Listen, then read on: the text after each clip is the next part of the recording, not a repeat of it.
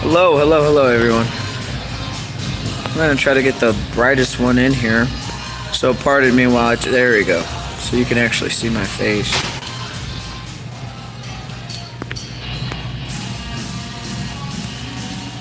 There we go.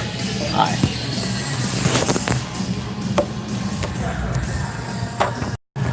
Hello, ladies and gentlemen. This is my best friend Raymond, and I am your host, Trevor Grayson. Yes, I'm still going by that name. What is My this, stage Instagram? name. This is YouTube. Yeah, YouTube. Oh, this is some good lighting, bro. Yeah. So, today we're going to be talking. Well, not today. Tonight. We're going to be talking about... We're going to be talking about a lot of things. Hopefully, we come to a conclusion of how we feel. I think the main thing I want to talk about is trans trenders.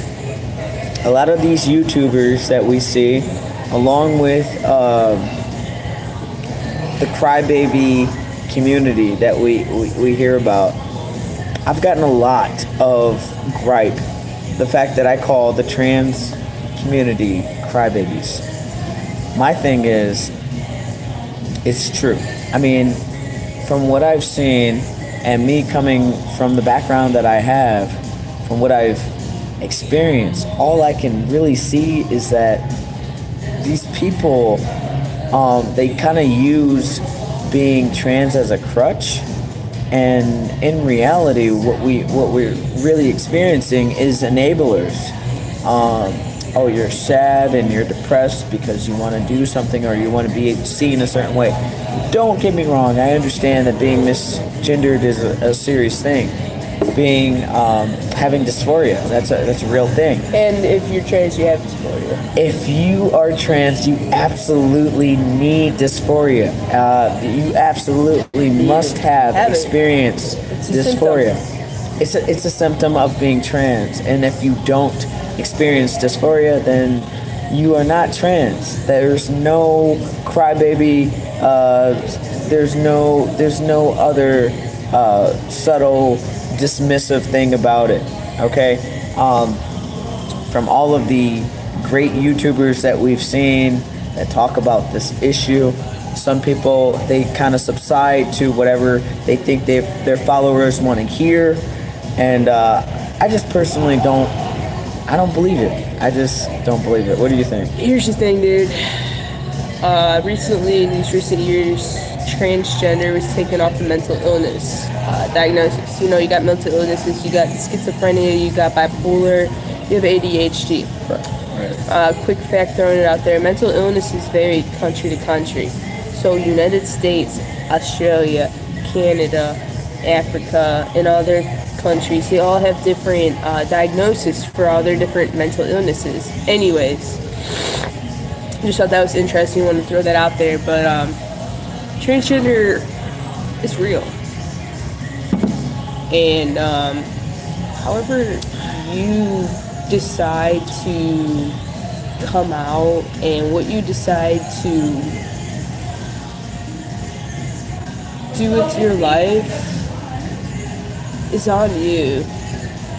And you know, some people, I guess, just need the spotlight. Some people just need the attention. Doesn't matter if you're trans, if you're straight, if you're gay. Some people just need that to thrive. Me, on the other hand, I don't need a spotlight to thrive. I just need good people. I keep my circle small.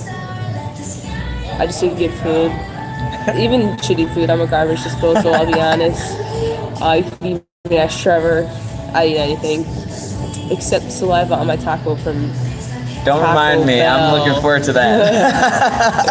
I'm looking forward to that. You know, So, I mean, for me, I feel like I've only been transitioning. I mean, Ray's been transitioning for years. I mean, he's a veteran in this, so I look to him for a lot of advice when it comes to stuff. But for me, I've been transitioning for the last year. I'm looking forward to that. Thank you.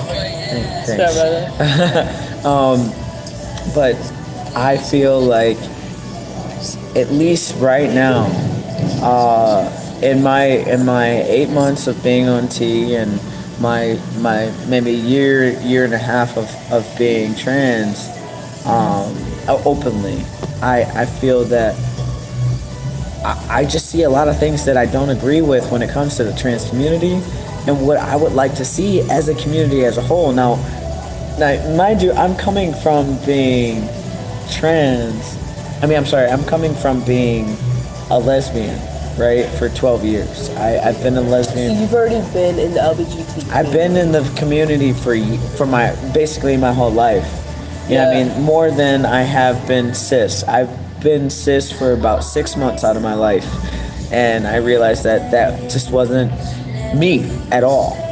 Maybe when I was like 14, I tried to be cis for a little bit, and then I realized that it just didn't hit home with me. So I never connected with being cis. I always said I was something, I was gay or something like that, something different.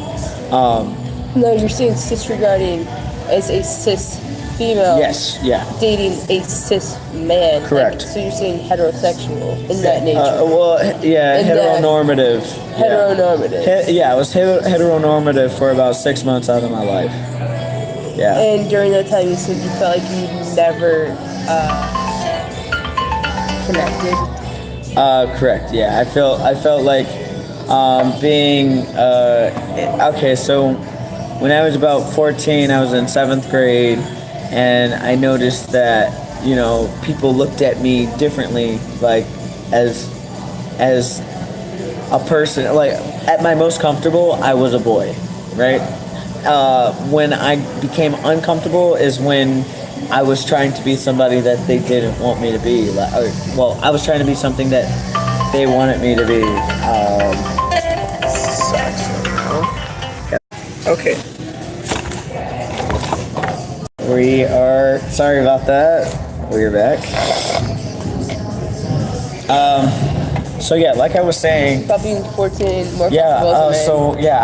I was 14 years old. I already knew I was different. I knew I was different from the age of 6. I knew that I was into women, because I had a crush on my teacher. So. I knew I was different my entire life.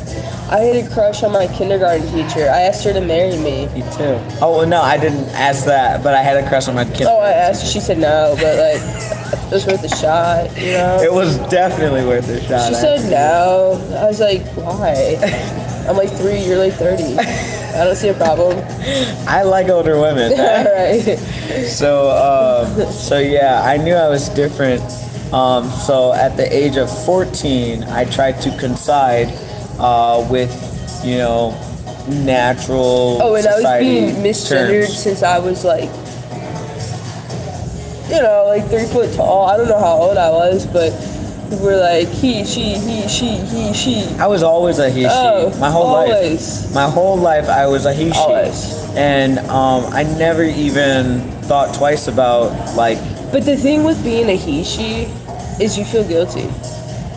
I felt guilty. I didn't. I felt guilty for my parents. I was like, oh my god, like my parents. Oh yeah, I feel bad. Yeah, like, my mother's supposed to have this daughter, and I'm a son. Yeah. Like, see, I never even saw. so No, sorry. I never even saw myself as a son though. I saw myself as just that non-binary, in between. No, but as he, a child, she. I just felt guilty. I can see that. Yeah, and to this day, I feel guilty. Excuse me. I mean, I don't feel guilty anymore. If anything, I feel more rebellious towards my mom because it hurts me that, recently we just had, family pictures. And she looks at my nephew and she's like, oh my God, look at him. He's getting so big and handsome and blah, blah, blah.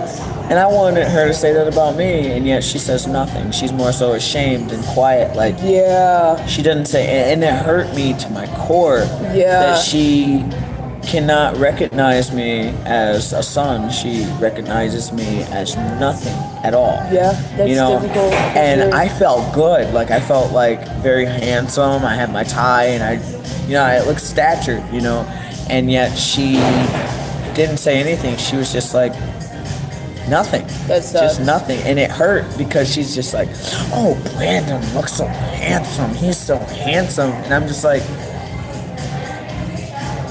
you don't see my changes. I would love for her to look at me and understand that, yes, I'm physically changing. And instead of her like to denounce my changes as a negative thing, but her to encourage it, like, wow, I do see a difference, and I'm so happy that you look good. You look happy, you know.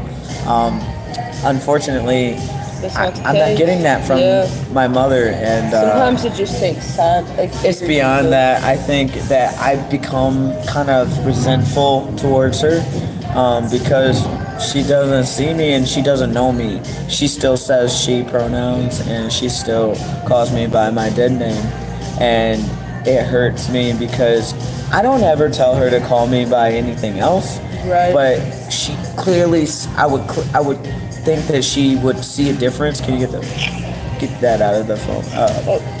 But I would think that she could see a difference and say, like, I see a difference in you. Is there any? I did tell her my new name, but I don't expect her to. Which is Trevor. Well, actually Trayvon. And she said okay. She liked the meaning behind it, you know. But at the same time, See, I feel like you just try to put too much meaning in things to get her acceptance. No. Oh, the reason I changed it wasn't necessarily for her acceptance. The reason I changed my name was more so because of my comfortability and how I felt with the changes. You know, I started to see myself like physically changing. Yeah. And I couldn't connect with my prior name as much.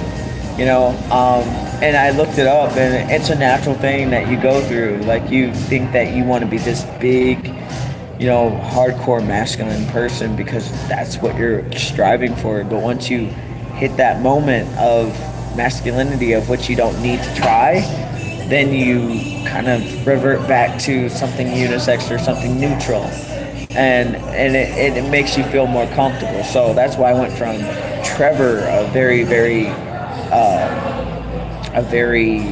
cis man type, very passing, to a Trayvon that's very kind of feminine a little bit. A Trayvon is kind of light. It's lighting the load, you know. It's not as cis passing. So like Ray. Yeah, Ray versus Raymond. I said Rayvon. Rayvon. So I'm Rayvon.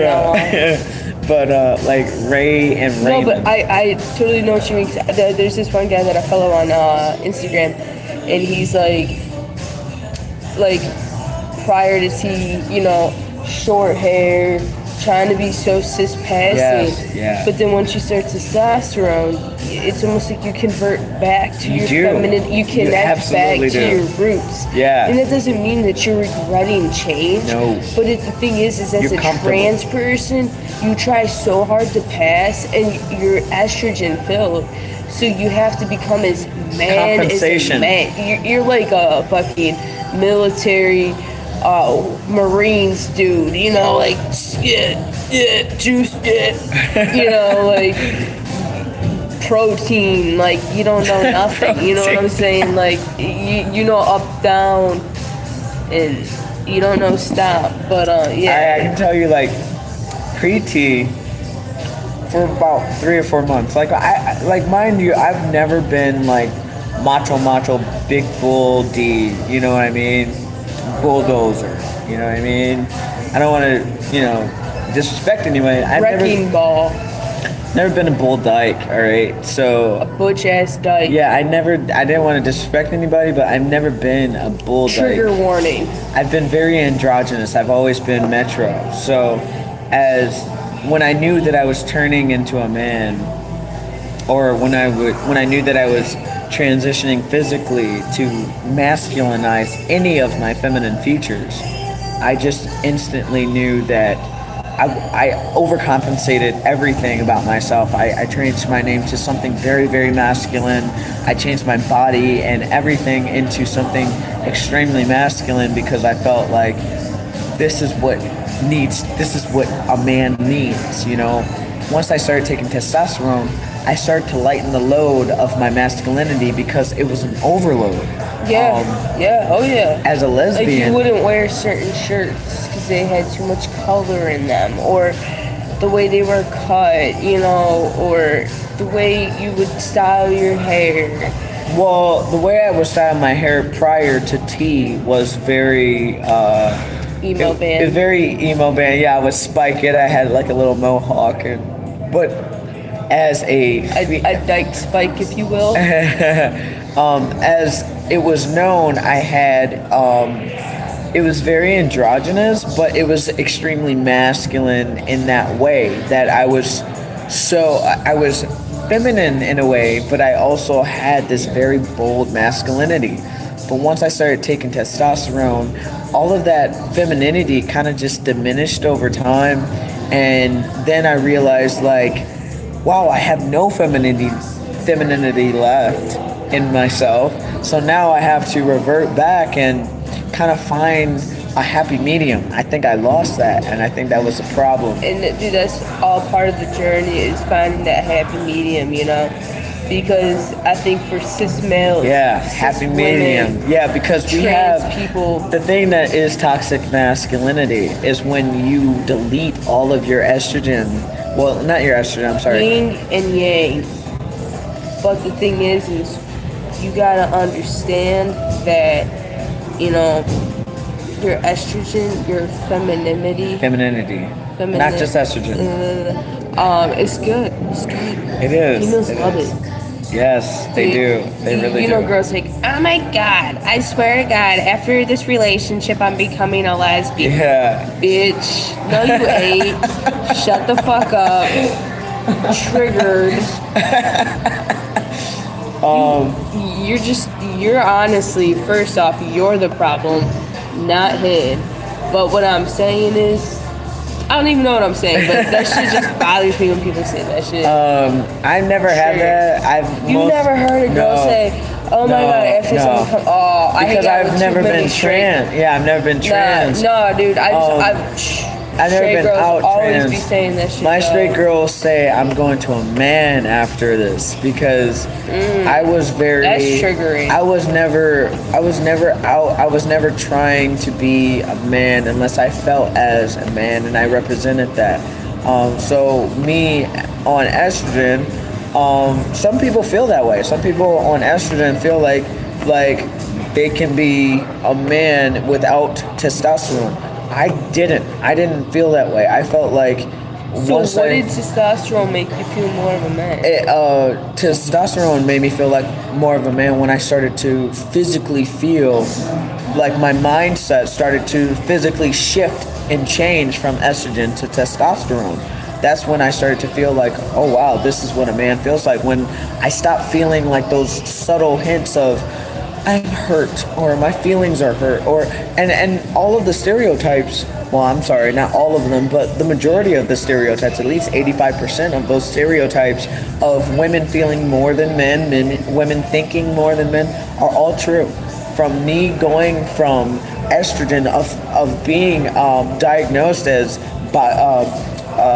borderline personality disorder to that diagnosis being revoked and saying like, I thought you had that, but you don't have that anymore. And it was literally taken away because my mind was on overdrive on estrogen. And how I was thinking was that my mind was just like, oh my God, she thinks this and she thinks that, and I feel this and I feel that. And you were constantly trying to mold yourself to a situation. Absolutely. And now it's just it's doused into I know what matters and I know what doesn't, and I don't need this and I don't need that, and I'm fine. And interesting. That's it. And that's technically, like, for me, at least that's all that matters. You know what I mean? That's, for me at least, it's once I started to feel like, oh my God, like, oh, this is what men are talking about. You know what I mean? And this is what it really does make a difference. And I'm not trying to, like, you know what I mean? Like, I'm not trying to make a big deal about it, but once I realized that estrogen has an effect of your mental state, and so does testosterone, I started to understand the difference between the two. And for me, it has helped me so much being on testosterone, because my brain has really calmed down, and I don't know, I feel a lot better because I don't have that mentality that it's either like a self-worth thing, or it's someone else like impacting me every time. I had so much insecurities on estrogen since I couldn't really necessarily I couldn't kind of like condense my thought process, and now I can. Now with testosterone in my bloodstream, it has slowed down that thought process of what matters and what doesn't, and now I feel a lot better.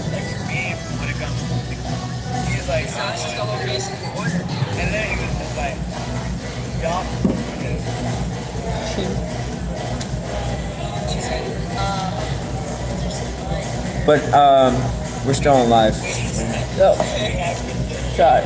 But as I felt prior to tea, which is why I keep telling my boy Ray to get on it, because a lot of things that he has problems with and he argues about, or he complains about, it can be resolved with taking tea.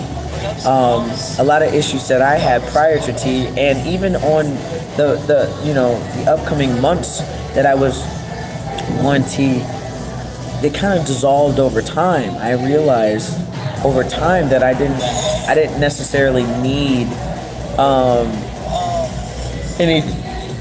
anything else other than that.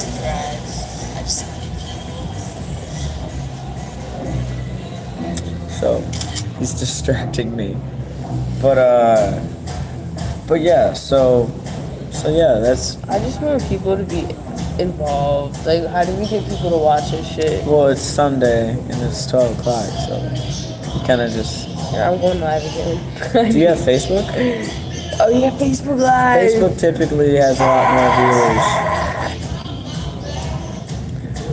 but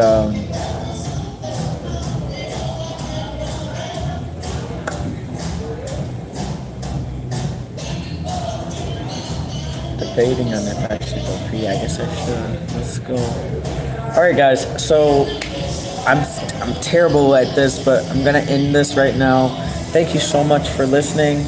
If you guys like Ray and Trev, please don't hesitate to come on back and watch us live in the act. It's typically the only time we will do this. Say hi, Ray. Hi, Ray. We will be back momentarily. Thank you. Bye.